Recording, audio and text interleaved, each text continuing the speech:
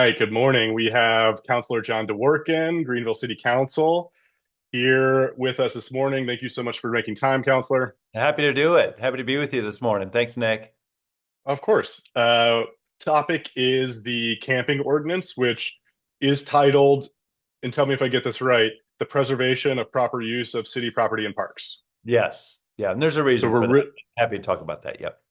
okay, great. We saw the first reading of this ordinance amendment and on the 11th. We Hmm. walked through it last Monday, and the being in the room, I felt there was a lot of division. There was a lot of disconnect. I think it's easy to look at this and read, okay, we want to make it illegal to lay down in public and say this is targeted at criminalizing homelessness. But then if you look a little bit deeper, you look at who collaborated on this effort, the folks of Greenville Together specifically. So we've Yep. got United Way, we've got United Ministries and Triune Mercy Center all And Miracle Bill. collaborating with you to put this together. Yeah, It These are the people that are on the front line. So that's to right. me, it feels like there's a layer that's missing that we need to explore that Sure. maybe isn't immediately obvious. Yeah. Um, so I wanted to start just getting into the background of what Yeah, did the sure. work with these folks look like? What are their priorities? Yeah. Free Yeah, reign. I think it's easy for anyone, including me. We're so busy in our lives that when you see something come across, I mean, who has time to really dig into an ordinance or a bill or you got federal, state stuff going on, you got local stuff. It's really we all have only limited amount of time. So um, when you see something come across, it's like, hey, there's an ordinance criminalizing homelessness. Of course, you're like, what? That's not right. We shouldn't do that. And so I appreciate being on the show to really walk Mm, through what we're really doing. Yep. thank you. So who was involved specifically, if you can get into it, Yeah. and the collaboration here? Yeah. First of all, I think if you look at the history of Greenville and where we've been successful, I think you'll see that collaboration is our secret sauce, right? So whether it's public-private partnerships or whatever it is, I think some of the most Herculean tasks that we've taken on have been a collaborative effort, and I think that this is no different. It's the collaborative spirit is alive and well with people from all parts of the city.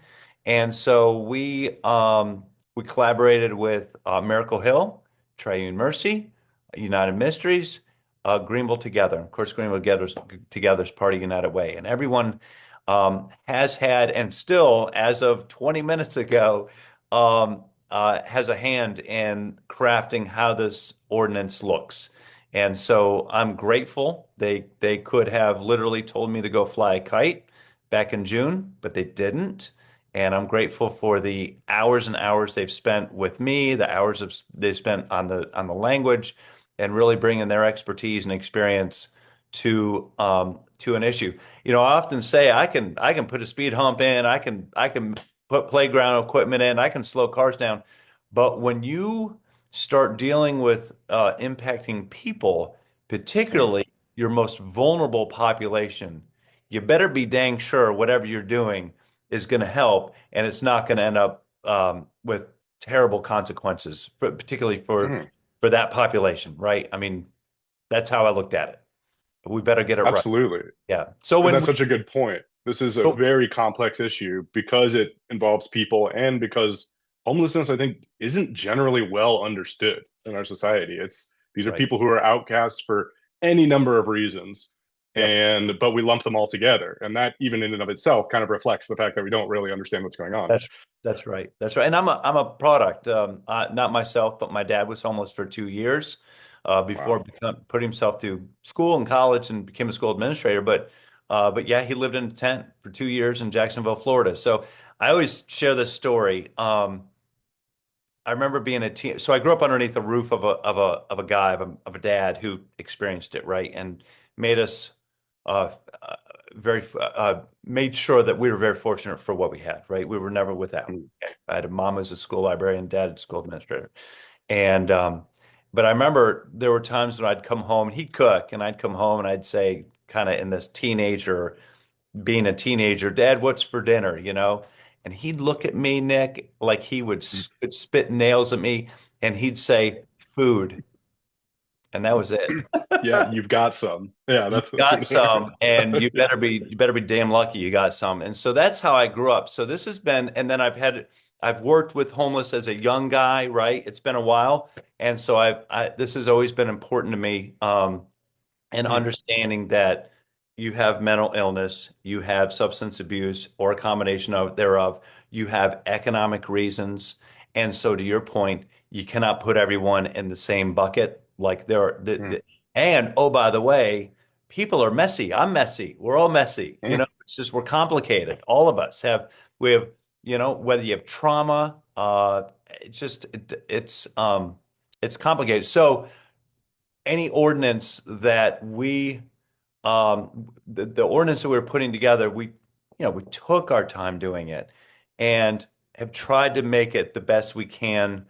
And we'll talk about some of the objectives here in a second. Um, Mhm.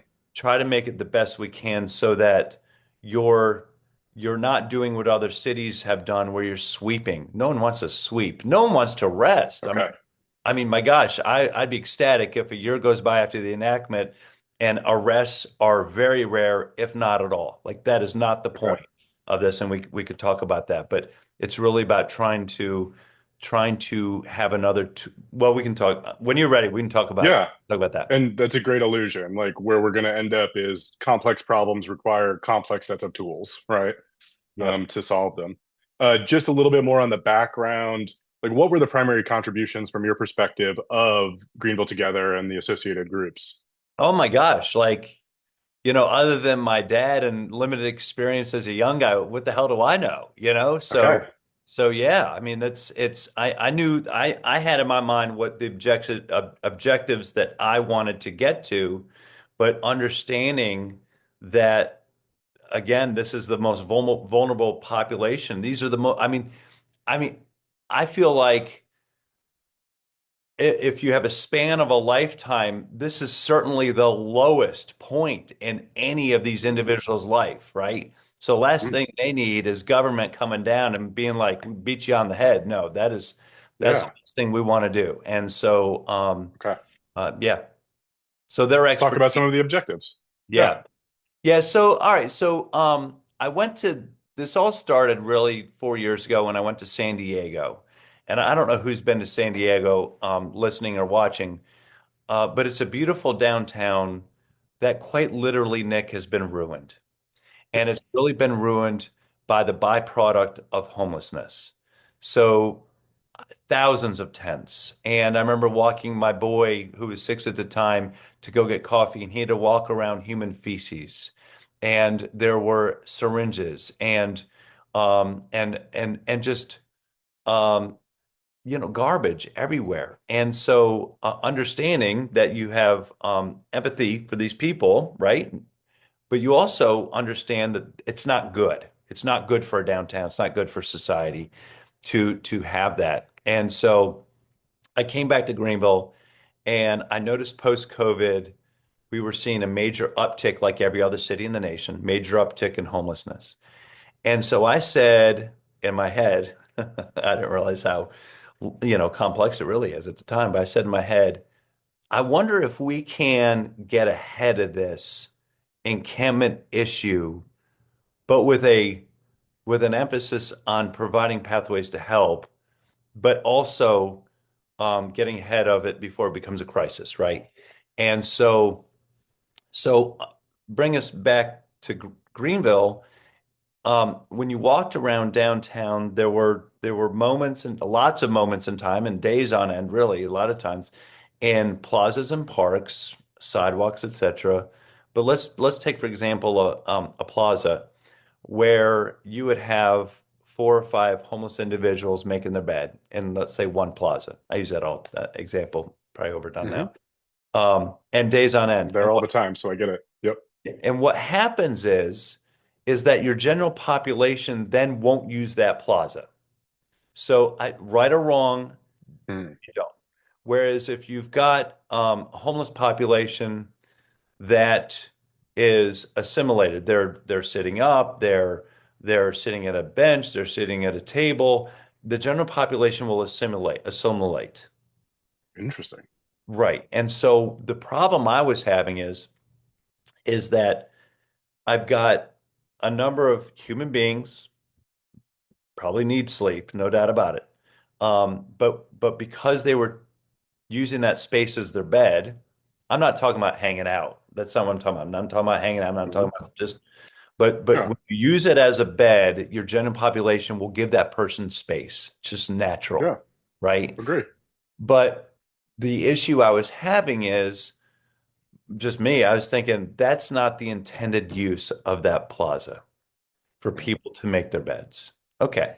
So that's number one. And then number two, and people on the out there may disagree, and I get that. This is a complicated, divisive issue, but just We let got room for everybody. yeah, Yep.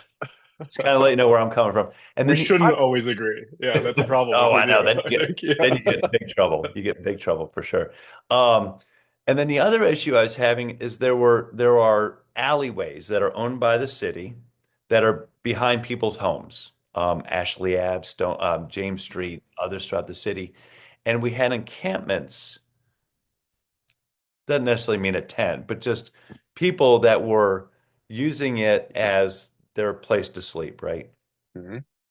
And the byproduct of not all, but many times, maybe not even most of the time, but many times, the people living on the other side of the fence from that right of way, I mean, I know two cases that had small children, were finding syringes, they were finding bottles, they were finding condoms, they were finding things that you wouldn't want in your backyard. And I did not have anything on the books that allowed our law enforcement to go and say, can't be here.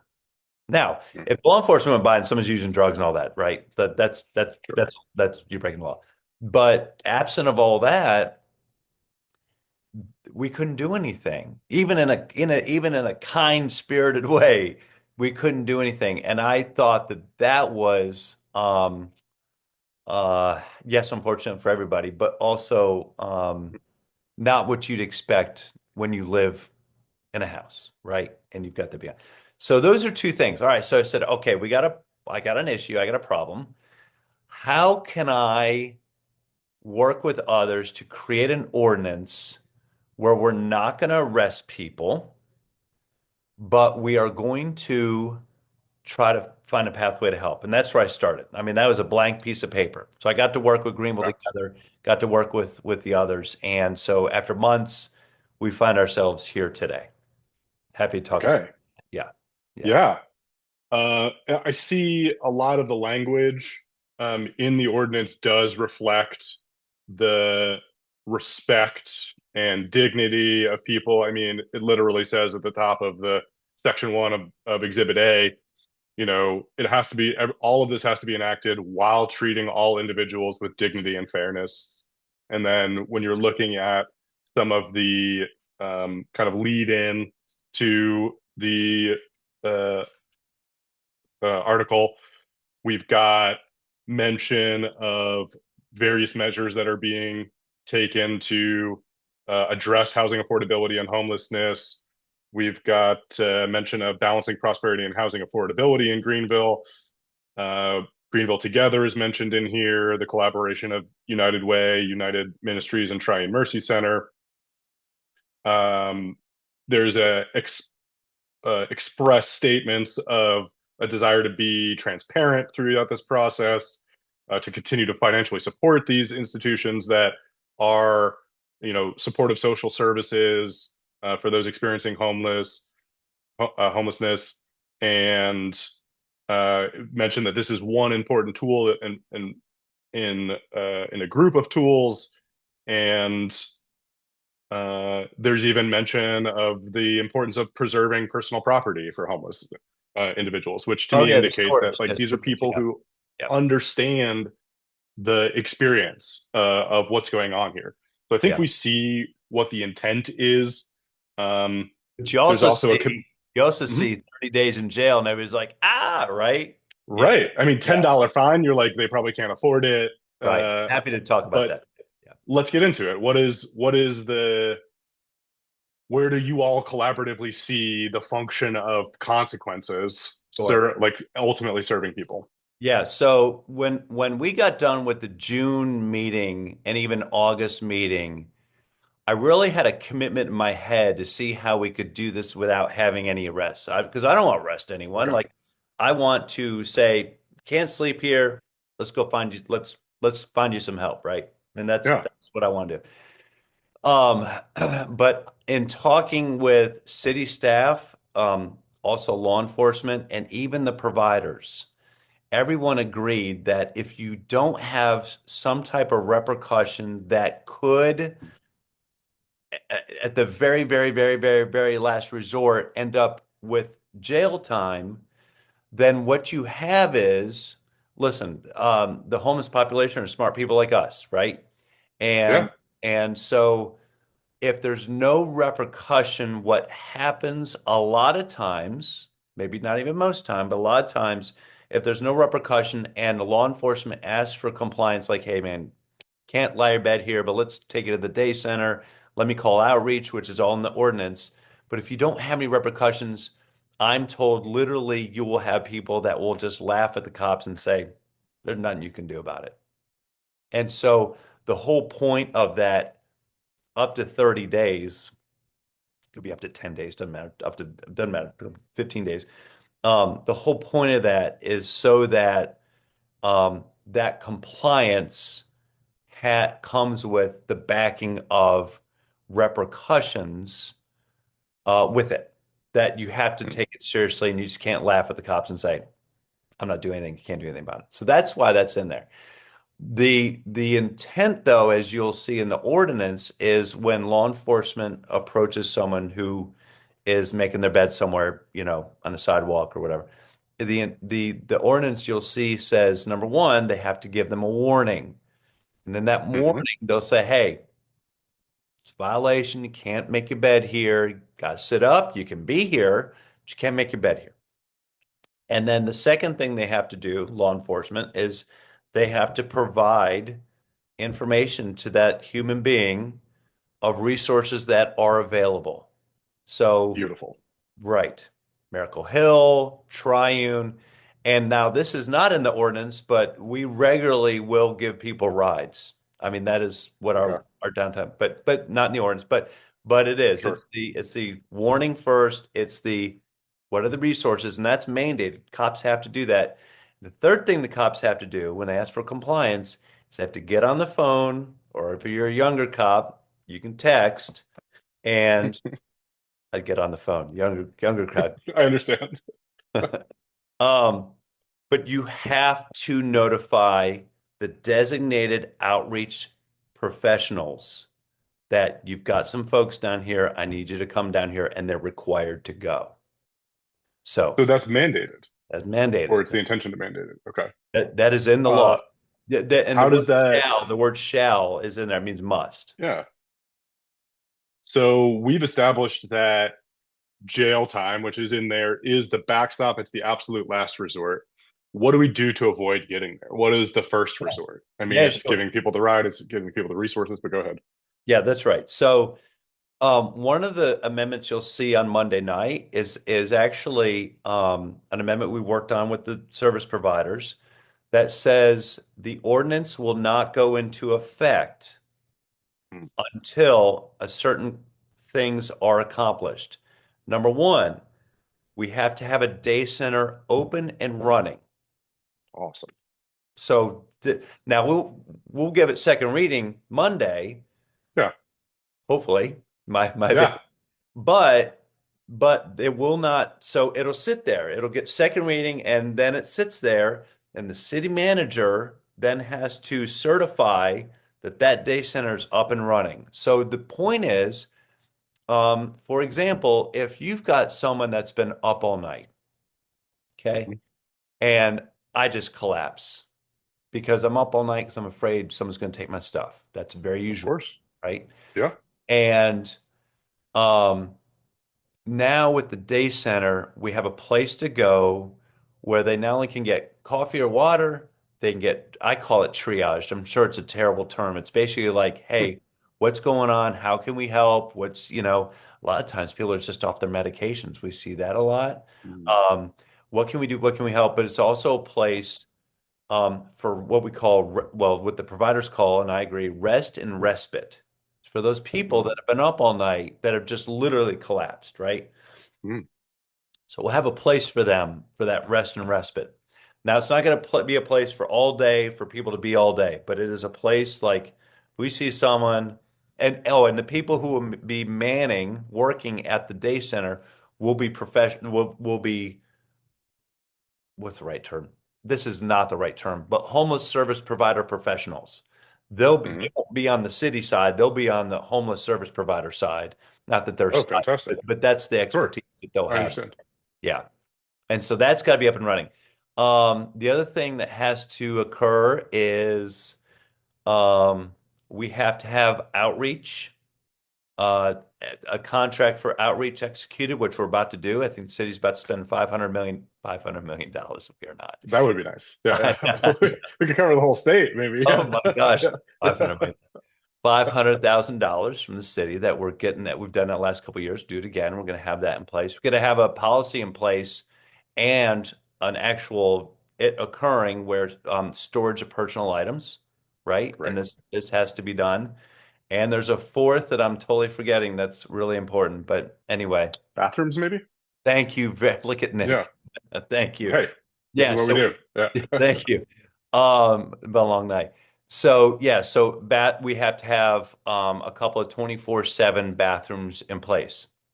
Now the Okay. bathrooms is an interesting issue. We have been more than willing to do it, and we have cut back on that 24/7 because we have a juvenile issue in this city that with our bathrooms, they're killing our bathrooms. Got a bunch Uh, of kids going in and just wrecking our bathrooms, okay. hundreds of thousands of Uh, dollars worth of stuff. Let's set one of them on fire. So we got to no get that way. under. We got to figure has nothing to do with homelessness. Got to Right. figure got to figure that out. But I think we can. So those four things have to be open and running. And when the city manager, who's the boss of the city, Hmm. um, signs off that all of them are in place, then the ordinance goes into effect, but not until then. Okay. Yeah. I've got a couple. This is fantastic. Thank you so much for sharing a little bit of what's coming up. Yeah. Um, my team has put together a couple of specific questions about those things. The general tone of them is, I think we can do it just for the day shelter and kind of get the theme of things covered here, which is like, who's paying for it? How is that being funded? The day I know. shelter. I guess us. Okay. Oh yeah. So it'll be in certainly collaboration with Greenville Together, right? As it should Great. be. We already have a great collaboration. We're already investors in it. The city's already investors in it. I think I talked to Cody Carver, who's the executive director, and Megan Barb with United Way probably every single day, and the homeless service Beautiful. providers often as well. And for example, yeah, I mean, Day Center, we're exploring funds from state, federal, and then also us. Bathrooms, the bathrooms are uncomplicated. The complicated part is security of them. Yeah. So we got to figure out how to secure them because we got plenty of Right. bathrooms. We're just closing them. So I don't know necessarily think we have to build a bathroom. We just got to keep it open. And Okay. we'll rely on Greenville Together to kind of tell us what areas we need them in, and just Okay. open them, have security so that we know that they're not getting ruined by other people. Um, outreach? We're getting ready to we're getting ready to do the contract right. I mean, right now, as a matter of fact. And then storage, we'll just get together with United Greenville Together and figure out a policy. I don't think that's going to cost any money. Probably the real Hmm. money is going to be the day center, trying to figure that Yeah. out. Agree. It's Yeah. such an important, I mean, we're really answering the question that I think was justifiably raised on the 11th, which is, okay, if people need to be displaced from where they're at, and we know they need rest, where are they going to go? And now we're getting Yeah. the answer of that day Yeah. center. Do you have I any mean, ideas on is it location, or is it, oh, go ahead. is it foolproof? No. Is it the No, panacea? No, but I think it's a step in the right direction for I what we agree. What um we see, and this goes a little bit outside the bounds of this conversation and this ordinance, but what we see in general when we look at other regions that have worked to end homelessness, which is the mission of Greenville Together, is to like not end it on paper, but resolve it in the community. What we see is it's getting people into shelter. It's getting people housing or shelter, whatever their preference is. This is the way to resolve homelessness. Yeah. Because these are people in our community.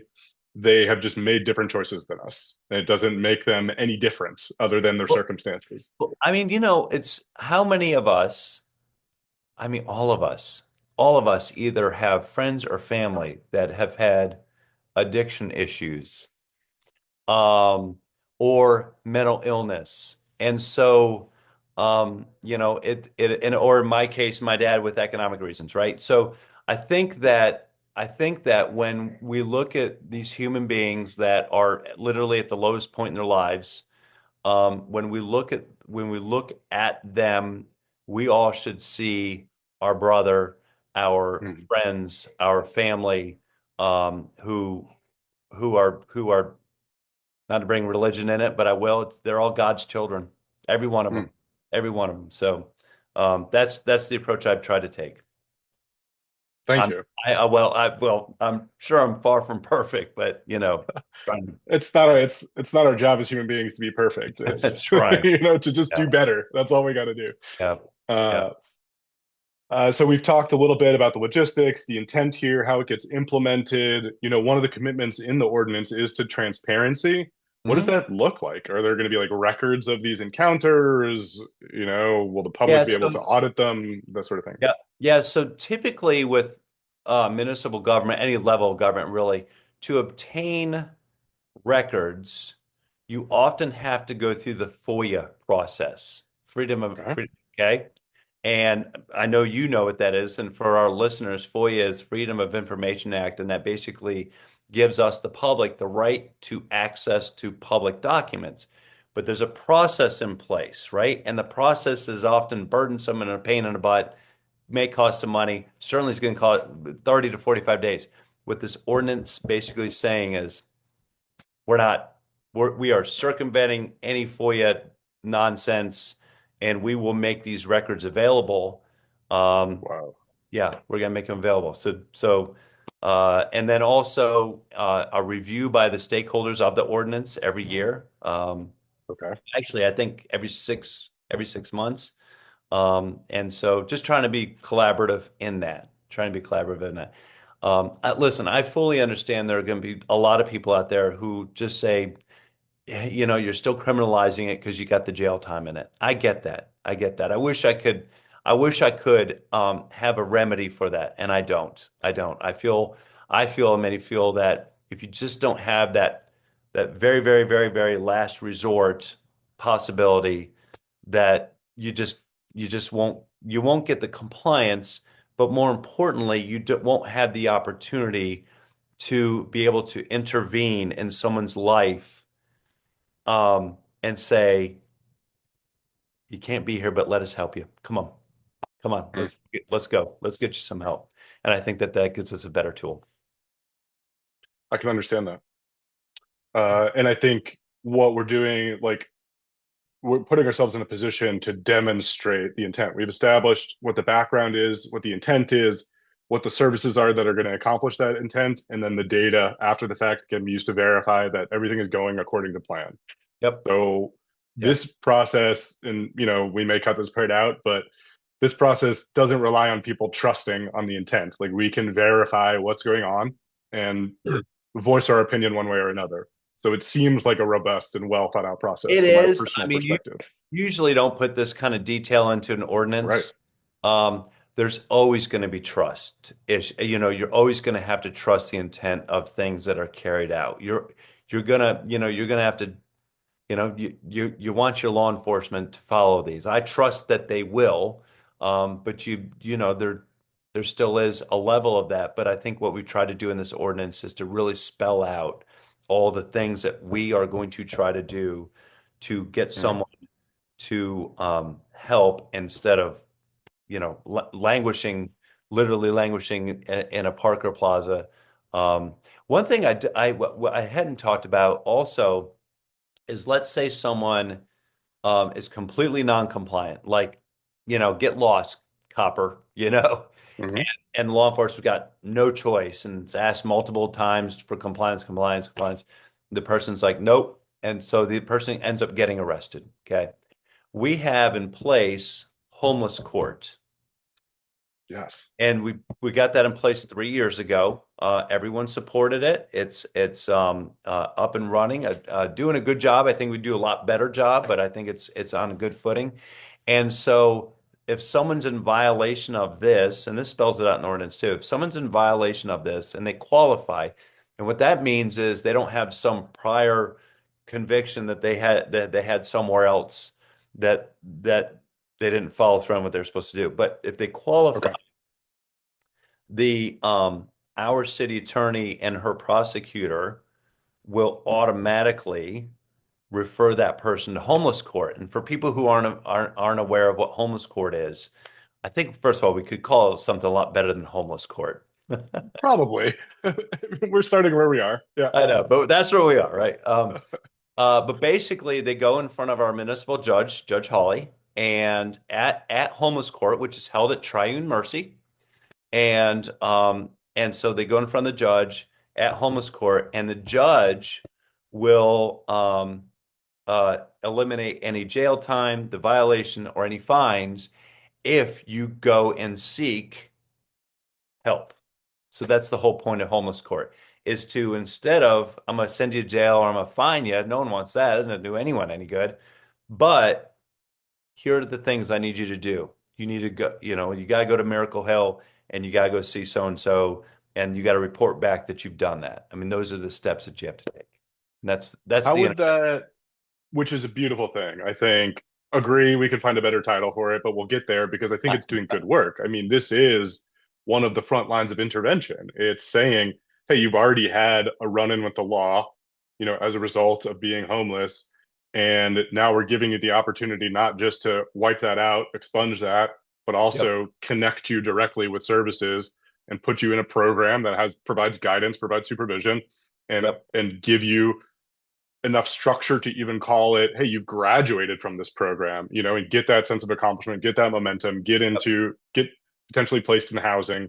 Uh, what is if we see, this tide of or an increase in the homeless population coming, which I have seen working with relief organizations like Greer Relief, we interviewed recently Yeah. regarding like SNAP benefit cuts and things like that. But people on the ground who are working in food security are seeing an increase in the use of those type of services. And to me, that reflects a correlation in people having less and less security in their lives economically, wherever it's coming. So I think we it's fair to expect, the next 6, 9 months, whatever, to see the trend continue that we will see an increase in the homeless population. Is there a plan, one, to start to count and quantify the homeless population? And two, if we think that trend is increasing and that data yields it, how are we going to scale those services like homeless court to be able to help more people? Yeah, I'm not worried about scaling homeless court because we'll just, we'll pay for it if we need to. The Okay. So the Greenville Together is doing a point in time count. I think it's like every Thursday night. They just did one last night. I did one in July. And so I actually met 25 of our homeless unsheltered that night Wow. people. And so what they are in the process, right? They used to do it once a year. And so what they want to do now is get better data. So they're doing Mm-hmm. point in time pet count, point in time count, and they're doing that every whatever third one Thursday a month. So they're doing it every month and they're getting that count, Great. run that data. So we have an understanding of who's in our community. That's such a beautiful thing because when you have all of these unhoused folk, how do you quantify them? It's not like they have an address that you can use to send a census to. It's how do Right. you understand the debt the population size? And Triune Mercy's running it. So, one of our Okay. major service providers and actually I went out with Jennifer, who's the pastor there. Jennifer and I and a couple people did a point in time count back in July, and she knew, I felt like I was with a star Oh because my gosh. everybody knew her. Pastor Jennifer, and she's like, "Hey, are you okay? Can I get you anything?" So um, yeah, that was I'm glad they're doing that. Glad I did that. Me too. I think everyone deserves a community, and it's great that these people can feel like they're a part of our community because we have a lot to give. Yep, yep. Um, I think that covers everything but like wraparound services. If you had any comment on things I like ensuring low cost mental health care, which is, one oh of the legs of the stool of the unhoused population. uh I have no answers for that. I Hmm. think such an It's extent bigger than just a problem in the homeless community. I mean, I think we experience it nationally. It's such a it is. unemphasized, de-emphasized priority where it really should be as important as everything else. It really is. I think I don't know. I'm not on the front Mm, lines of discussions on what's going on with mental illness and the services provided thereof. I don't know. mm, Everyone agrees that we got to do a lot better. Because now this is my un no data opinion, but it's tragic. You've got mentally ill individuals that are literally roaming our streets, number one, or they're in jail for a period of time, or they're in, what was the other? They're in, the emergency room. So mm. our mentally ill population, they rotate between the ER, jail, downtown, or out in the streets, and it's tragic. Like I believe, as a society, have got to do exponentially better on providing services to these human beings.